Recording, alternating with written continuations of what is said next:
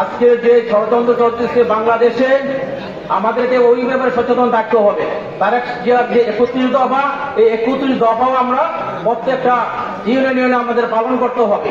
তার চেয়ে বড় কথা, নতুন ভাবে যে নির্দেশনা আমাদেরকে ভারপ্রাপ্ত চেয়ারম্যান জনাব তারেক রহমান আমাদেরকে দিয়েছেন, আমাদের মধ্য থেকে অনেকেই স্বৈর শাসকের পেতত্তারা আমাদের সাথে মিশে অনেক বিশৃঙ্খলা সৃষ্টি করছে।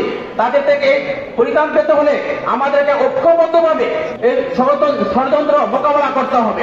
আমাদের ত্যাগ শিকার আমাদের প্রত্যেকটা নেতা কর্মী যে ধরনের গুম হন থেকে শুরু করে নির্যাতিত হয়েছে, এই ফসল তাহলে নষ্ট হয়ে যাবে।